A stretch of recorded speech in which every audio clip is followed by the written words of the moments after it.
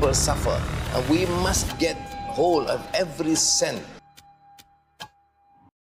$4.5 billion.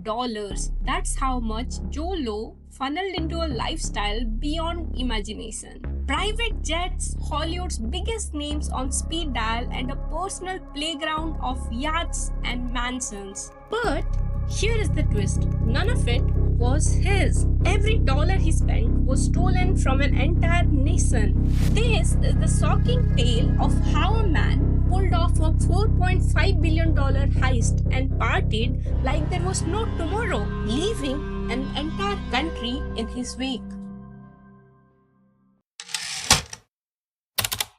Jho Low was born in the small island of Penang, Malaysia. Before he became the man who could buy anything and anyone, Jho Low was just a teenager with an unrelenting ambition. Growing up, he wasn't yet surrounded by the extreme wealth he craved. His family was well off, but he knew it would take much more than that to reach the top. He needed connections. At 16, Jho found himself at Harrow, an elite boarding school in England, where he wasn't just rubbing shoulders with millionaires, he was meeting the heirs of oil dynasties and royalty. But Jho wasn't there to be a follower. He quickly positioned himself as someone worth knowing, using charm to open doors that money alone couldn't. From borrowing a prince yacht to forging connections with some of the richest people in the world, Jho made sure to craft a persona that made people to be around him. And after Harrow, he took these skills to Wharton University in the US, where his network grew to include Middle Eastern princes and billionaires. By the time he left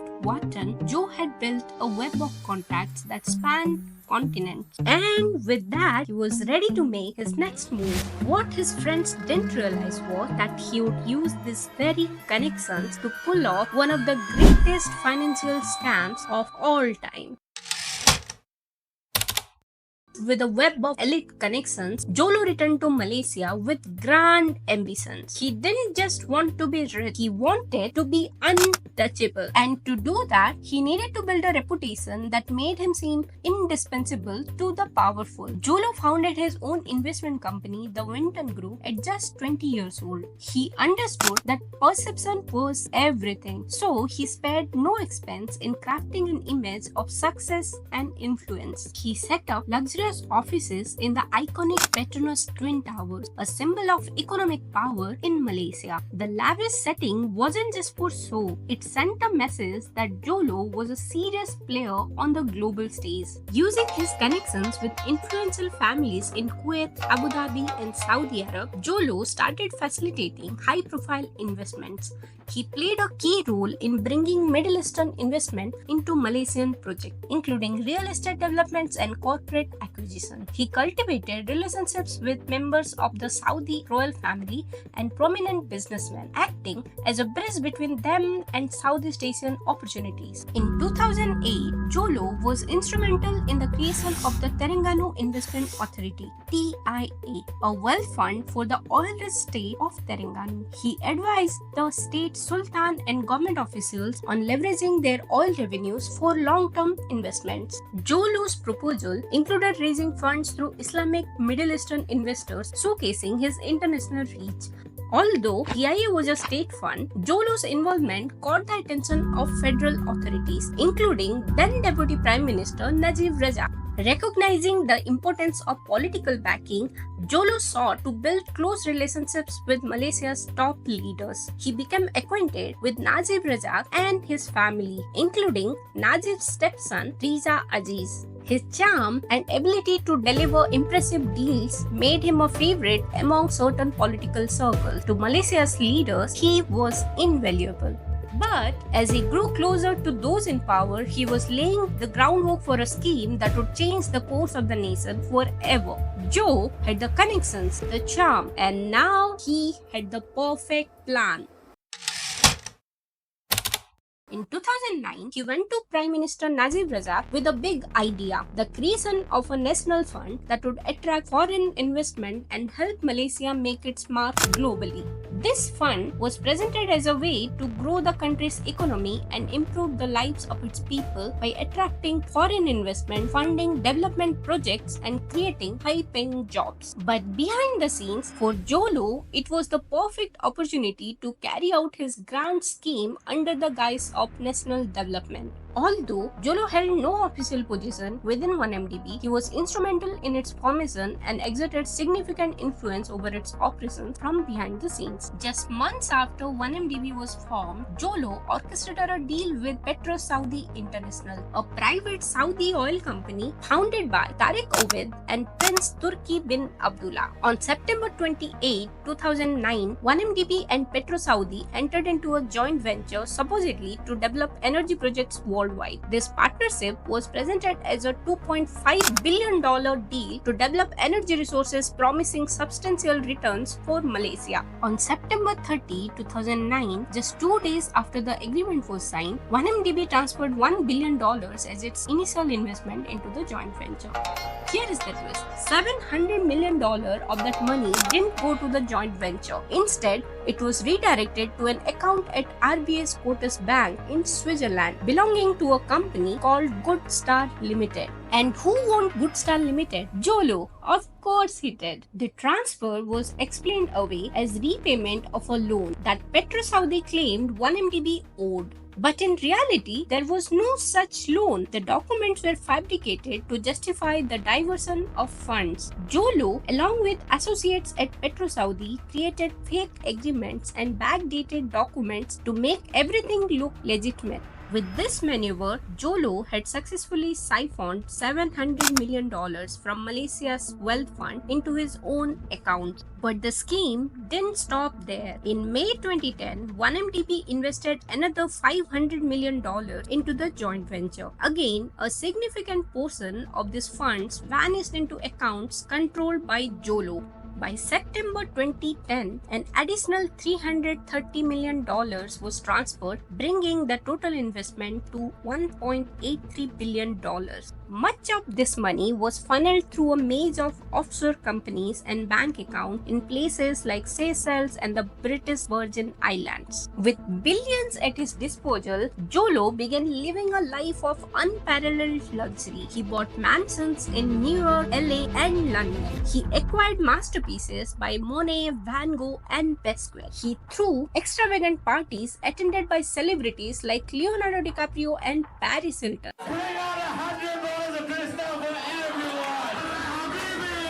All of it funded by money meant for the development and prosperity of Malaysia. By 2011, some within 1MDB started to question why there were no returns from the PetroSaudi investment. Auditors asked for more information, but Jho Low and his associate provided vague or misleading answers. To cover up the missing funds, they restructured the investment into Islamic financing notes called Murabaha notes, adding another level of complexity to confuse anyone who might dig deeper. Through cunning manipulation, Jho Low had set the stage for one of the largest financial scandals the world had ever seen. The PetroSaudi deal was just the beginning, a blueprint for how he would continue to exploit 1MDB and siphon billions under the guise of national development. The grand scheme was in motion, and Jho Low was just getting started. Jho Low set his sights on raising even more money. To do this, he needed a big player in the financial world. Enter Goldman Sachs, one of the most prestigious investment banks on Wall Street. In 2012, 1MDB began working with Goldman Sachs to issue bonds, essentially loans from investors that the fund would pay back with interest. Over the next 2 years, Goldman Sachs helped 1MDB raise $6.5 billion through 3 bond sales. But these weren't just ordinary bonds. The money raised wasn't coming from a faceless corporation. It was the people's money, borrowed with a promise of economic development. Goldman Sachs charged $600 million in fees for arranging the bonds, almost 200 times the typical rate. But why so much? Because the higher the fee, the more willing Goldman was to look the other way. This should have raised red flag, but the deals went ahead. The bonds were marketed to investors as funding for strategic development projects in Malaysia. But behind the scenes, Jho Low was orchestrating another grand theft. Once the bond proceeds were received, large portions of the funds were diverted almost immediately. $1.26 billion went to a Swiss bank account held by a cell company called Abar Investments PJS Limited. This company had a name similar to a legitimate Abu Dhabi company, creating confusion and helping to disguise the transfer. From there, the money was funneled through a web of offshore accounts and cell companies controlled by Jho Low. With billions at his disposal, Jho Low took his extravagant lifestyle to new heights. He bought a $250 million super yacht named Equanimity, complete with a helicopter landing pad, swimming pool, and movie theater. He purchased luxury properties including a $30 million penthouse in New York's Time Warner Center and a mansion in Beverly Hills. But Jho Low didn't just stop at real estate and yachts. He had Hollywood dreams. In 2012, he co-founded Red Granite Pictures with Riza Aziz, the stepson of Prime Minister Najib Razak. The company produced The Wolf of Wall Street, a film about greed and excess. Ironically, the movie was financed with money stolen from 1MDB. Joey, Riz, and Joe, thank you for being not only collaborators but taking a risk on this movie. Jho Low became a fixture in Hollywood circles, throwing lavish parties and rubbing shoulders with stars like Leonardo DiCaprio, Miranda Kerr, and Paris Hilton. He gifted extravagant items, a $3.2 million Picasso painting to Leonardo DiCaprio, an $8 million diamond necklace to Miranda Kerr. Despite his outrageous spending, Jho Low managed to keep a low profile in the media. He often avoided the spotlight, letting others take credit while he pulled the strings from behind the scenes. As Jho Low lived the high life, 1MDB was sinking deeper into debt. The fund was struggling to meet its financial obligations, and questions were starting to arise about where all the money had gone. Some officials within 1MDB and the Malaysian government began to suspect that something was seriously wrong. But Jho Low was confident he could keep the scheme going. With billions diverted, global investments made, and a lifestyle that defied imagination, Jho Low seemed untouchable. But beneath the glitz and glamour, the foundations of the scheme were starting to crack.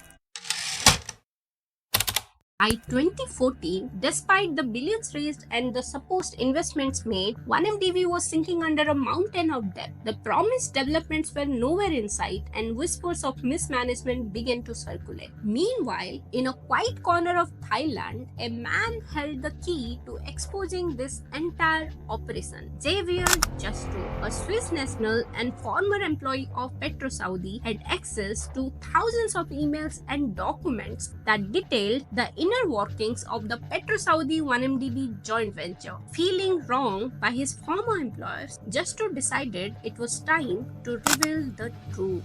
In early 2015, Justo met with journalists from the investigative website Sarawak Report and the Sunday Times. He handed over a trove of data, over 200,000 emails that exposed how Jho Low and PetroSaudi executives had siphoned off millions from the joint venture with 1MDB. The leaked documents were explosive. They revealed the fabrication of loans to justify the diversion of funds, the creation of cell companies to hide the money trail, direct communications between Jho Low and PetroSaudi executives coordinating the fraud. As the Sarawak Report and other international media outlets began publishing stories based on the leaked documents, the world took notice.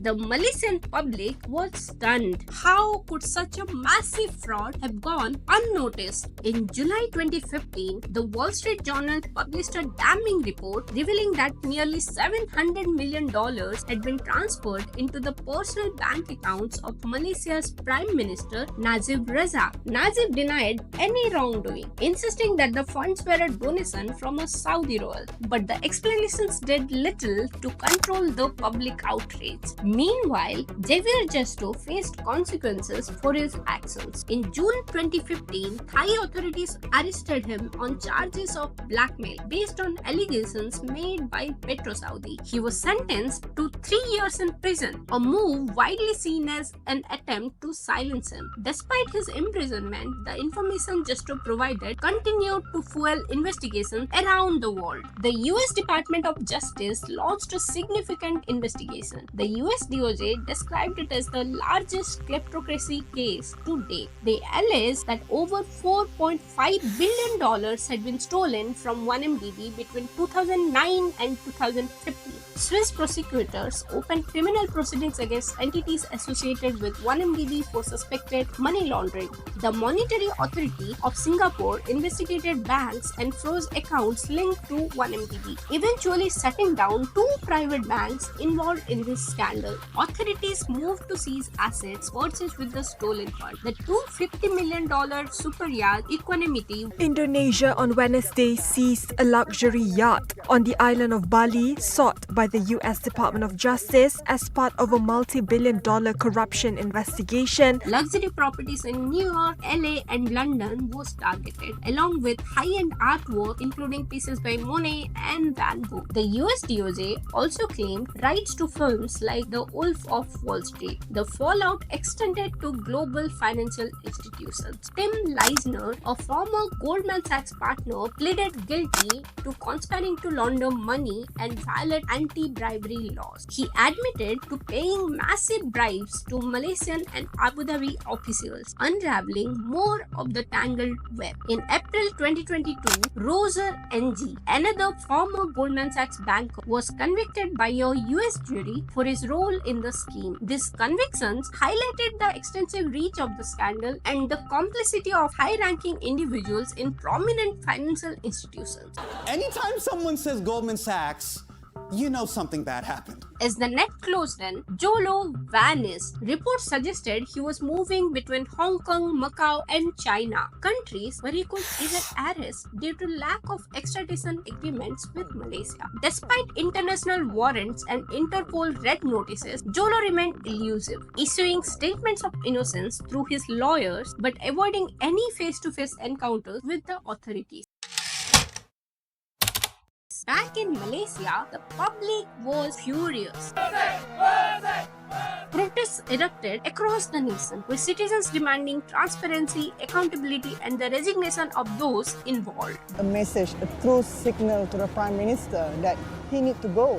I want a better future for my children. The 1MDB scandal had become more than just a financial debacle. It was a symbol of systemic corruption that needed to be uprooted. As the 2018 general elections approached, the 1MDB scandal dominated political discourse. Former Prime Minister Mahathir Mohamad, once a mentor to Najib Razak, came out of retirement to challenge his former protege. At 92 years old, Mahathir led the opposition coalition Pakatan Harapan with a promise to clean up the government and bring those responsible to justice. On the night of May 9, 2018, the streets of Kuala Lumpur buzzed with an energy not felt in decades. Malaysians had voted overwhelmingly for change, and for the first time since gaining independence in 1957, the ruling coalition was defeated. Pakatan Harapan, led by Mahathir Mohamad, had won the general election. Mahathir wasted no time. He reopened investigations into 1MDB and set up a task force comprising members of MSCC, the police, and the Attorney General's chambers. Armed policemen entered the police home of former Malaysian Prime Minister Najib Razak in Kuala Lumpur. What they found was beyond imagination. In raids spanning several days, authorities seized over $28 million in cash stored in 26 different currencies, more than 12,000 pieces of jewelry, including diamond-studded tiaras and gold necklaces, 567 luxury handbags, 423 luxury watches, and 234 pairs of sunglasses. So the total cost of all the items, the retail price will be touching 910 to 1.1 billion ringgit. Public was in disbelief as images of the confiscated goods flooded the media. In the aftermath, Najib attempted to flee Malaysia but was stopped by protesters and authorities at the airport. On July 3, 2018, Najib Razak was arrested at his home, charged with multiple counts of criminal breach of trust, money laundering, and abuse of power. He maintained his innocence, insisting that he was the victim of political persecution. His trial began in April 2019, and over months, the prosecution presented damning evidence of how he had received funds siphoned from SRC International, a former 1MDB unit. On July 28, 2020, Malaysia's former Prime Minister Najib Razak was found guilty on Tuesday on all 7 corruption charges. He was sentenced to 12 years in prison and fined $50 million. Najib appealed the conviction, but in August 2022, Malaysia's federal court upheld the verdict, affirming his guilt. Najib Razak became the first former Malaysian Prime Minister to be imprisoned. Meanwhile, Jho Low was released from Thai prison in December 2016, receiving a royal pardon. His contributions were eventually recognized and he became a symbol of courage in the face of immense pressure. Despite the successes, Jho Low remains at large. The Malaysian government continues to pursue him, working with international agencies to bring him to justice.